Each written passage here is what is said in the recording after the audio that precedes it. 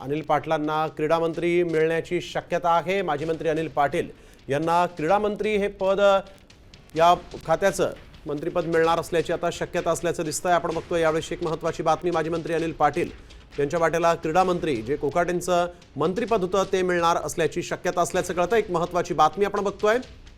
अक्षय बडवे आमचे प्रतिनिधी आपल्या सोबत यावेळेस फोन लाईन वरून जोडले गेलेले आहेत। अक्षय, काय अधिकची माहिती? जळगावचे आमदार आणि माजी मंत्री अनिल पाटील हे अजित पवारांच्या भेटीला या ठिकाणी आलेले आहेत। सकाळपासूनच अजित पवार हे बारामती हॉस्टेलमध्ये आहेत आणि त्यांना भेटण्यासाठी थेट अनिल पाटील हे जळगाववरून आलेले आहेत। आपल्याला माहिती आहे की जळगाव महानगरपालिकेसाठी अनिल पाटील यांनी काल पत्रकार परिषदेत त्यांची एक वेगळी भूमिका मांडली होती।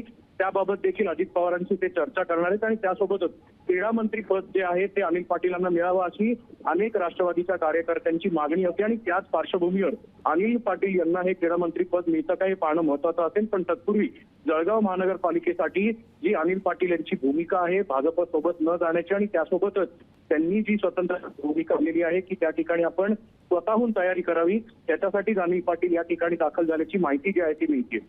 बिलकुल, धन्यवाद अक्षय आपण दिलेल्या या सविस्तर माहितीसाठी। माजी मंत्री अनिल पाटील यांना पुन्हा मंत्रिपदावर त्यांची वर्णी लागणार असल्याचं दिसतंय। क्रीडा मंत्री हे पद सध्या हे खातं जे आहे ते अनिल पाटलांना मिळू शकतं अशी शक्यता आहे।